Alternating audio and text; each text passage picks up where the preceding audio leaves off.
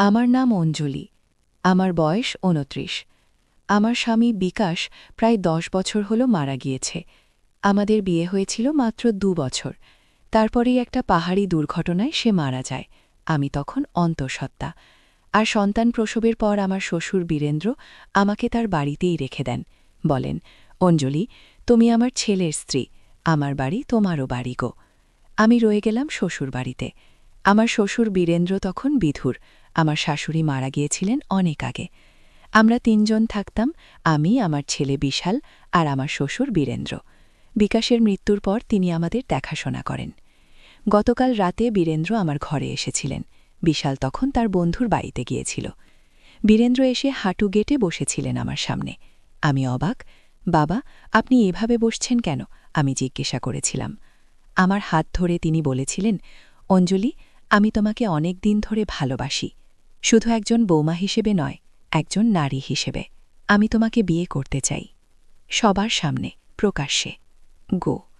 আমি মাথা খারাপ হয়ে গিয়েছিলাম এটা শুনে। বাবা, আপনি কি পাগল হয়ে গেছেন? আমি আপনার ছেলের স্ত্রী, আপনার বৌমা। বীরেন্দ্র আমার হাত ছাড়েননি। অঞ্জলি, তুমি এই বাড়িতে থেকেছ প্রায় ১০ বছর। আমরা যেভাবে একসাথে থাকি, সবাই আমাদের স্বামী স্ত্রী বলেই ভাবে। আমি শুধু চাই সেটা সত্যি হোক। আমি চিৎকার করে উঠেছিলাম, না, আমি কখনোই আপনাকে বিয়ে করব না। আপনি আমার শ্বশুর, আমি আপনার বৌমা। আমরা কখনোই স্বামী স্ত্রী হতে পারি না। বীরেন্দ্র উঠে দাঁড়িয়েছিলেন। তুমি ভেবে দেখো অঞ্জলি, আমি অনেক সম্পত্তির মালিক। আমি মারা গেলে সব তোমার ও বিশালের থাকবে। বিশাল আমার একমাত্র নাতি, আর তুমি আমার স্ত্রী গো। আমি সেই রাতে ঘুমাতে পারিনি। সকালে উঠে দেখি বীরেন্দ্র বাইরে চলে গেছেন। তিনি গাড়ি নিয়ে গাংটুকুক শহরে গেছেন তার বন্ধু রাজীবের সাথে দেখা করতে। আমি চা বানিয়ে উঠনে বসলাম। আমার মনের মধ্যে হাজারো চিন্তা ঘুরপাক খাচ্ছে। আমি কি করব? আমি যদি বাড়ি ছেড়ে চলে যাই, কোথায় যাব? আমার বাবা মা অনেক আগেই মারা গেছেন। ভাই বোন নেই, বন্ধুবান্ধবরা সবাই দূরে। আর আমার ছেলে বিশাল, সে কিভাবে সব বুঝবে? কিছুক্ষণ পর আমার ছেলে বিশাল বাড়ি ফিরল। সে ১০ বছরের একটি ছেলে, তার বাবার মতোই দেখতে। মা, আজ কি রান্না করেছ? সে জিজ্ঞেস করল। ডাল আর আলু ভাজা, আমি বললাম। তোর দাদুকে দেখেছিস? হ্যাঁ, দাদু যাওয়ার সময় আমাকে রাস্তায় দেখেছিলেন। বলেছিলেন তিনি গাংটকে যাচ্ছেন রাজীব দাদুর সাথে দেখা করতে। গো। আমি ভাবলাম আমার এখান থেকে পালিয়ে যাওয়া উচিত। কিন্তু কোথায় যাব? এই বাড়িটাই আমার ঘর। এই বাড়িতেই আমি বিকাশের সাথে ২ বছর কাটিয়েছি। এই বাড়িতেই আমার ছেলে জন্মেছে। এই বাড়ি ছেড়ে যাওয়ার কল্পনাও করতে পারি না। হঠাৎ আমার মনে একটা চিন্তা খেলে গেল। আমি বাড়ির ভিতরে গেলাম এবং বীরেন্দ্রের ঘরে ঢুকলাম। আমি জানি তিনি তার গুরুত্বপূর্ণ কাগজপত্র একটা লোহার আলমারিতে রাখেন। সেই আলমারির চাবি সবসময় তার পাজামার পকেটে থাকে। কিন্তু তিনি কিছু কাগজপত্র তার বিছানার নিচেও রাখেন। আমি বিছানার নিচে হাত ঢুকিয়ে দেখলাম, একটা ছোট বাক্স পেলাম। বাক্সটা খুলে দেখি, তার মধ্যে কিছু চিঠি। চিঠিগুলো খুলে দেখি, সেগুলো বীরেন্দ্র এবং একজন মহিলার মধ্যে আদান প্রদান করা হয়েছে। মহিলার নাম মালতী। চিঠিগুলো পড়ে আমি আরও অবাক হলাম। মালতী বীরেন্দ্রের প্রথম স্ত্রীর বোন, মানে আমার শাশুড়ির বোন। চিঠিগুলো থেকে বোঝা গেল বীরেন্দ্র এবং মালতী দীর্ঘদিন ধরে একে অপরকে ভালোবাসতেন। কিন্তু তারা একসাথে হতে পারেননি, কারণ বীরেন্দ্রের বিয়ে হয়ে গিয়েছিল মালতীর বোনের সাথে। চিঠির তারিখগুলো দেখে আমি বুঝতে পারলাম এগুলো লেখা হয়েছিল আমার শাশুড়ির মৃত্যুর পরে। আমি আরও কিছু খুঁজতে থাকলাম। হঠাৎ একটা ডায়েরি পেলাম। সেটা ছিল আমার শাশুড়ির ডায়েরি। আমি ডায়েরিটা খুলে পড়লাম। তাতে লেখা ছিল আমার শাশুড়ি জানতেন বীরেন্দ্র এবং মালতীর সম্পর্কের কথা, কিন্তু তিনি কিছু বলেননি। তিনি শুধু একটা কথাই লিখেছিলেন, আমি সব জানি, কিন্তু আমি ক্ষমা করেছি, কারণ আমার স্বামী আমাকে সত্যিই ভালোবাসেন। ডায়েরির শেষ পাতায় আমার শাশুড়ি একটা বিষয় উল্লেখ করেছিলেন, যা আমার চোখে পানি এনে দিয়েছিল। তিনি লিখেছিলেন, আমার স্বপ্নে আমার ছেলে বিকাশকে দেখলাম। সে আমাকে বলল, মা, আমার মৃত্যু কোনো দুর্ঘটনা ছিল না। কিন্তু এটা কি সত্যি, নাকি আমার কল্পনা? আমি ভয় পেয়ে গেলাম। বিকাশের মৃত্যু দুর্ঘটনা ছিল না। তাহলে কি ছিল? ঠিক তখনই আমি আরেকটা খাম দেখতে পেলাম। সেটা খুলে দেখি, তার মধ্যে একটা প্রপার্টির দলিল।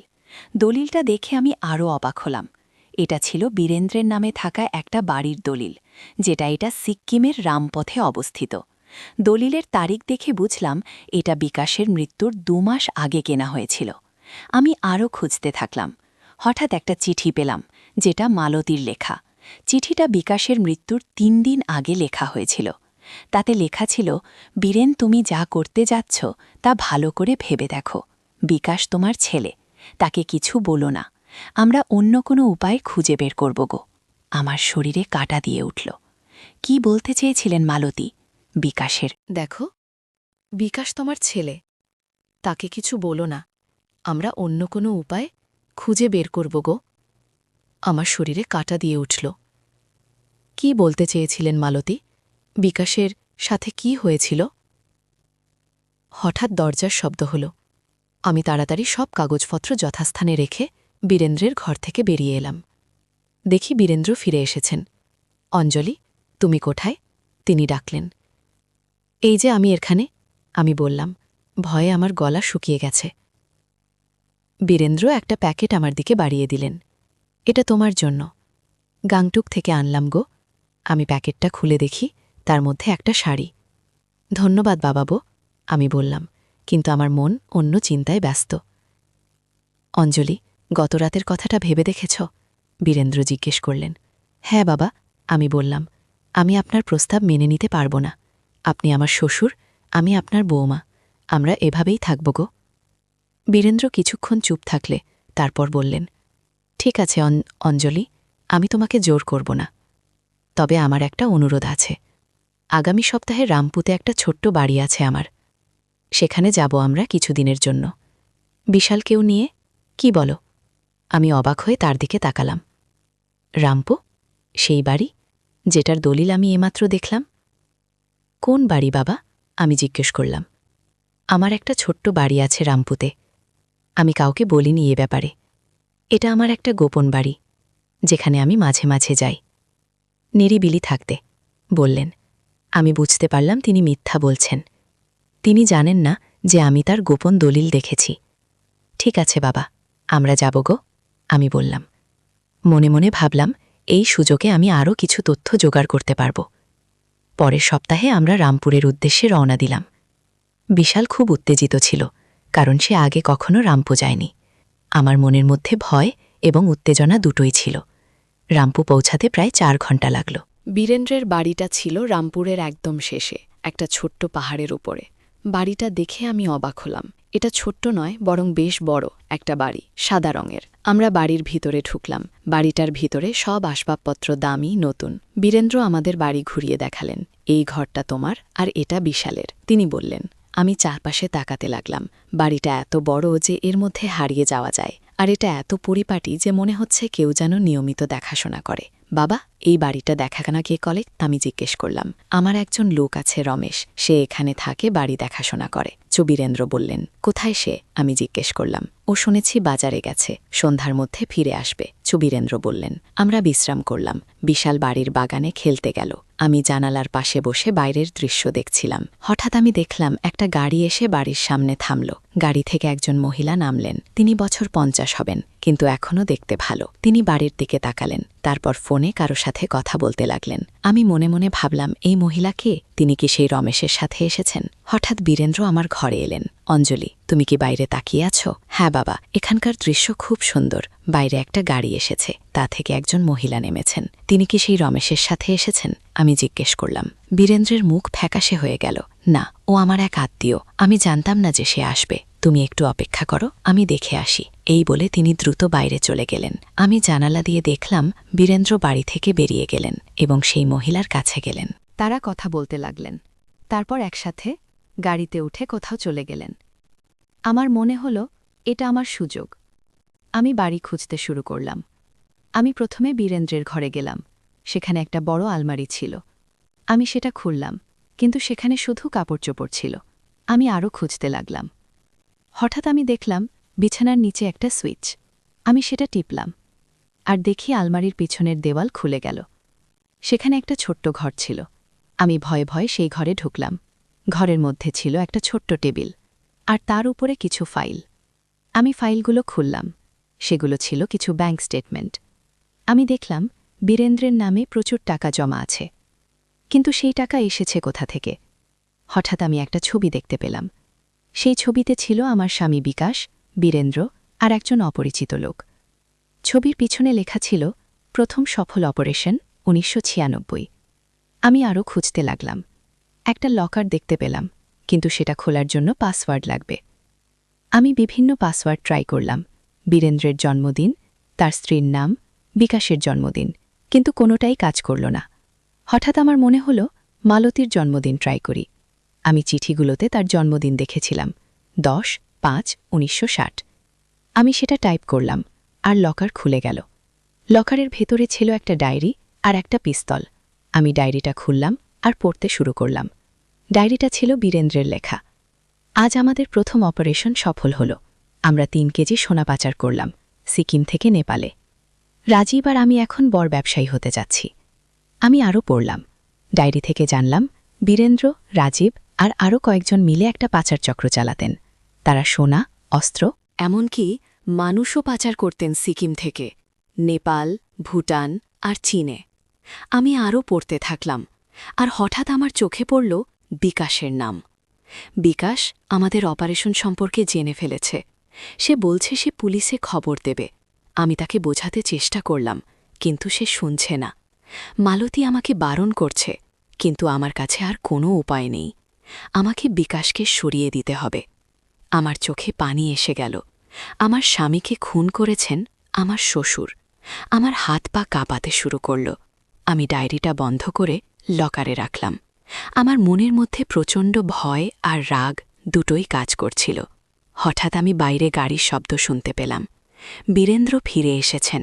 আমি দ্রুত গোপন ঘর থেকে বেরিয়ে আলমারি বন্ধ করে দিলাম এবং ঘর থেকে বেরিয়ে আসলাম।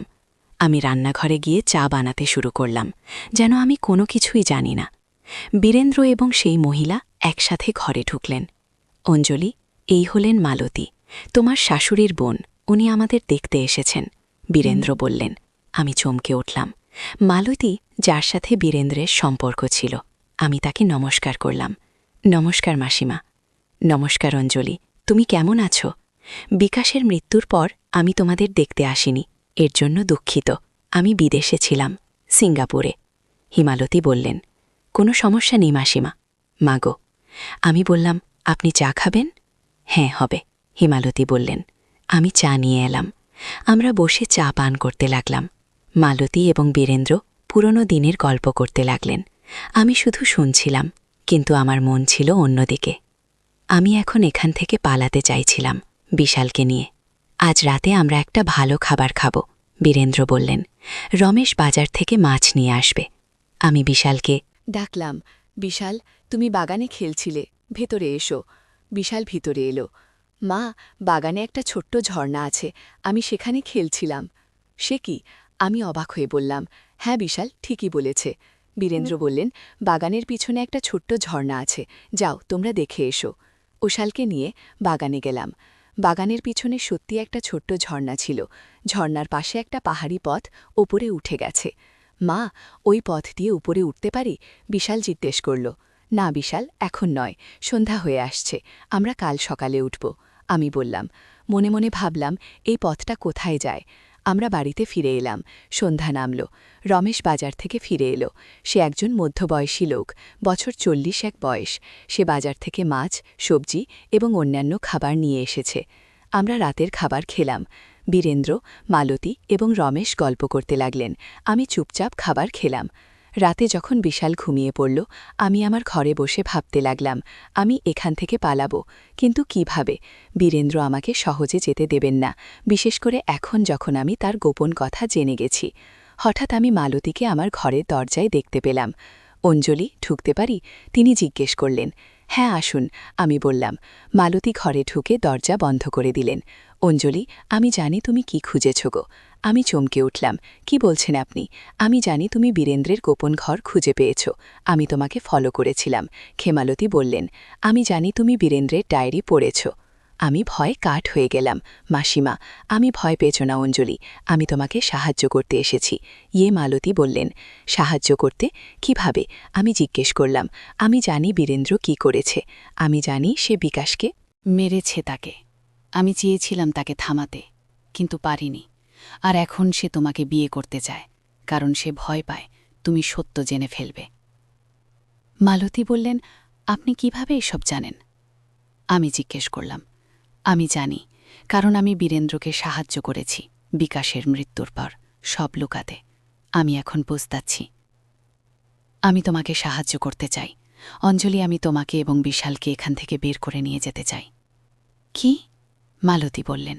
আমি অবিশ্বাসের সাথে তার দিকে তাকালাম। আপনি সত্যি বলছেন? আপনি আমাদের সাহায্য করবেন? হ্যাঁ অঞ্জলি, আমি অনেক ভুল করেছি, আমি আর করতে চাই না। আমি তোমাকে এবং বিশালকে মুম্বাইতে নিয়ে যাব, আমার বাড়িতে। সেখানে তোমরা নিরাপদে থাকতে পারবে। কি? মালতী বললেন। কিভাবে পালাবো আমরা? আমি জিজ্ঞেস করলাম। আজ রাতে রমেশ আমাদের সাহায্য করবে। সে বীরেন্দ্রের চাকর হলেও সে আমার বিশ্বাসী লোক। সে আমাদের নিয়ে যাবে গাড়িতে করে। বীরেন্দ্র ঘুমের ওষুধ খেয়েছে, সে সারা রাত ঘুমাবে। আমরা ভোরে বেরিয়ে যাব, মালতী বললেন। আমি বেথায় পড়লাম। আমি কি মালতীকে বিশ্বাস করতে পারি যদি এটা একটা ভাত হয়? কিন্তু আমার কাছে আর কোনো উপায় নেই, আমাকে বিশ্বাস করতেই হবে। ঠিক আছে মাসিমা, আমরা যাব। আমি বললাম। তুমি বিশালকে প্রস্তুত করো, তোমাদের জিনিসপত্র গুছিয়ে নাও, তবে বেশি নিও না, শুধু প্রয়োজনীয় জিনিস। আমরা ভোর 4টায় বেরিয়ে যাব, ক্ষিমালতী বললেন। আমি রাত ভোর ঘুমাতে পারিনি। আমি বিশালের জিনিসপত্র গুছালাম, তারপর আমার নিজের। আমি বিশালকে জাগালাম না, সে ঘুমাচ্ছিল। আমি ভাবলাম তাকে সকালে জাগাবো। ভোর 4টায় মালতী আমার ঘরে এলেন। অঞ্জলি, প্রস্তুত? হ্যাঁ মাসিমা। আমি বললাম। চলো, রমেশ গাড়ি নিয়ে অপেক্ষা করছে। ক্ষেমালতী বললেন, আমি বিশালকে জাগালাম। বিশাল, উঠো, আমরা এখন যাব। বিশাল ঘুম ঘুম চোখে উঠল। কোথায় যাব মা? আমরা মালতী মাসিমার বাড়ি যাব, মুম্বাই। সেখানে আমরা ঘুরতে যাব, দাদু পরে আসবে। আমি বললাম। আমরা বাড়ি থেকে বেরিয়ে এলাম। রমেশ গাড়ি নিয়ে অপেক্ষা করছিল। আমরা গাড়িতে উঠলাম। রমেশ গাড়ি স্টার্ট দিল। গাড়ি বাড়ি থেকে দূরে যাচ্ছিল। আমি জানালা দিয়ে বাড়ির দিকে তাকালাম। হঠাৎ আমি বাড়ির ছাদে একটা আলো দেখতে পেলাম। আমি চিৎকার করে উঠলাম, মাসিমা দেখুন, বাড়ির ছাদে আলো। মালতী জানালা দিয়ে বাইরে তাকালেন। বীরেন্দ্র জেগে গেছে। রমেশ, আরও জোরে গাড়ি চালাও। রমেশ গাড়ির স্পিড বাড়াল। আমরা দ্রুত পাহাড়ি রাস্তা দিয়ে নেমে যাচ্ছিলাম। হঠাৎ আমরা পিছনে একটা গাড়ির শব্দ শুনতে পেলাম। বীরেন্দ্র আমাদের ফলো করছেন, মালতী চিৎকার করে বললেন। আমার বুক থক করে উঠল। বিশাল ভয়ে কাঁপাতে শুরু করল। মা, কি হচ্ছে? কিছু না বিশাল, আমরা বাড়ি ফিরছি। আমি বললাম। রমেশ আরও জোরে গাড়ি চালাতে লাগল। আমরা একটা ঘন জঙ্গলের মধ্যে দিয়ে যাচ্ছিলাম। রাস্তা খুব খারাপ ছিল। গাড়ি লাফাতে লাফাতে যাচ্ছিল। হঠাৎ আমাদের গাড়ির সামনে একটা বিশাল গাছ দেখা গেল। সেটা রাস্তার মাঝখানে পড়েছিল। রমেশ গাড়ি থামাল। এখন কি করব? আমি জিজ্ঞেস করলাম। ভয়ে আমার গলা কাঁপছিল। আমরা হেঁটে যাব। এখান থেকে শিলিগুড়ি বেশি দূর নয়। সেখান থেকে আমরা ট্রেন ধরতে পারব, মালতী বললেন। আমরা গাড়ি থেকে নামলাম। আমি বিশালকে কোলে তুলে নিলাম। আমরা হাঁটতে শুরু করলাম। জঙ্গলের মধ্যে দিয়ে একটা পথ ছিল। আমরা সেই পথ ধরে হাঁটছিলাম। হঠাৎ আমরা পিছনে কারো পায়ের শব্দ শুনতে পেলাম। বীরেন্দ্র আমাদের ফলো করছেন, ছোট ছোট, রমেশ চিৎকার করে বলল। আমরা দৌড়াতে শুরু করলাম। বিশাল আমার কোলে কাঁদছিল। মা, আমি ভয় পাচ্ছি। ভয় পেজো না বিশাল, সব ঠিক হয়ে যাবে, আমি বললাম, যদিও আমি নিজেই ভয় কাঁপছিলাম। পিছন থেকে একটা গুলির শব্দ হল। বীরেন্দ্র গুলি চালাচ্ছেন। আমি চিৎকার করে উঠলাম। এদিকে মালতী বললেন, একটা পাশের পথ দেখিয়ে। এই পথটা আরও ঘন জঙ্গলের মধ্যে যায়। সেখানে বীরেন্দ্র আমাদের খুঁজে পাবে না। আগে আমরা সেই পথে দৌড়ালাম। পথটা খুব সংকীর্ণ ছিল, দুপাশে ঘন জঙ্গল। আমরা দৌড়াতে দৌড়াতে একটা ছোট্ট ঝর্ণার কাছে এসে পৌঁছালাম। এখন কোথায় যাব? আমি জিজ্ঞেস করলাম। হঠাৎ রমেশ চিৎকার করে উঠল, দেখুন! আমরা দেখলাম একটা ছোট্ট কুঁড়েঘর ঝর্ণার পাশে। চলো ওখানে লুকাই, মালতী বললেন। আমরা কুঁড়েঘরে ঢুকলাম। ঘরটা খুব ছোট ছিল, কিন্তু পরিষ্কার। সেখানে একটা বিছানা ছিল, একটা টেবিল আর কিছু চেয়ার। এটা কার ঘর? আমি জিজ্ঞেস করলাম। এটা আমারই একটা গোপন আস্তানা, আমি মাঝে মাঝে এখানে আসি, বীরেন্দ্র থেকে দূরে থাকতে, মালতী বললেন। এখানে আমরা নিরাপদে থাকব কিছুক্ষণের জন্য। তারপর যখন বীরেন্দ্র চলে যাবে আমরা শিলিগুড়ি যাব গো। আমরা কুঁড়েঘরে বসলাম। বিশাল ক্লান্ত হয়ে আমার কোলে ঘুমিয়ে পড়ল। মালতী জানালা দিয়ে বাইরে তাকিয়েছিলেন। রমেশ দরজার পাশে দাঁড়িয়েছিল। হঠাৎ আমি একটা গুলির শব্দ শুনলাম। রমেশ চিৎকার করে মাটিতে পড়ে গেল। একটা গুলি তার বুকে লেগেছে। আমি চিৎকার করে উঠলাম। মালতী দৌড়ে রমেশের কাছে গেলেন। রমেশ, রমেশ, রমেশ! মালতীর হাত ধরল। মাসিমা, আপনারা পালান, তিনি আসছেন গো। বীরেন্দ্র কুয়েঘরের সামনে এসে দাঁড়ালেন, হাতে পিস্তল। এত দূর পালাবে? মালতী, তুমি ভেবেছিলে আমি তোমাদের যেতে দেব? আমি বিশালকে আরও জোরে ধরে রাখলাম। মালতী উঠে দাঁড়ালেন, রমেশকে মাটিতে রেখে। বীরেন্দ্র, তুমি কি পাগল হয়ে গেছ? তুমি রমেশকে গুলি করলে? সে আমার বিশ্বাসঘাতকতা করেছে। আমার বিশ্বাসঘাতকতা করার শাস্তি মৃত্যুকে। বীরেন্দ্র বললেন, তার চোখে পাগলের দৃষ্টি। বীরেন্দ্র, ছেড়ে দাও আমাদের, অঞ্জলি আর বিশালকে যেতে দাও, তারা কিছুই জানে না। মালতী বললেন, অঞ্জলি সব জানে, সে আমার গোপন ঘর খুঁজে পেয়েছে, সে আমার ডায়েরি পড়েছে, তাকে যেতে দিতে পারি না আমি। বীরেন্দ্র বললেন, সে ধীরে ধীরে আমার দিকে এগিয়ে আসতে লাগলেন। অঞ্জলি, আমি তোমাকে বিয়ে করতে চেয়েছিলাম, তোমাকে সব দিতে চেয়েছিলাম, কিন্তু তুমি আমাকে প্রত্যাখ্যান করেছ। উনি আমার স্বামীকে হত্যা করেছেন? আমি চিৎকার করে বললাম, আপনি একজন হত্যাকারী? বিকাশ আমার ব্যবসা নষ্ট করতে যাচ্ছিল, আমি তাকে থামাতে বাধ্য হয়েছিলাম। বীরেন্দ্র বললেন, আর এখন আমি তোমাকেও থামাতে বাধ্য। সে পিস্তল তুললেন আমার দিকে। আমি চোখ বন্ধ করে বিশালকে আরও জোরে ধরে রাখলাম। হঠাৎ একটা গুলির শব্দ হলো। আমি চোখ খুলে দেখি বীরেন্দ্র মাটিতে পড়ে গেছে। তার পিছনে দাঁড়িয়ে আছেন একজন পুলিশ অফিসার, হাতে পিস্তল। সবাই ঠিক আছে? পুলিশ অফিসার জিজ্ঞেস করলেন। আমি অবাক হয়ে তার দিকে তাকালাম। আপনি কে?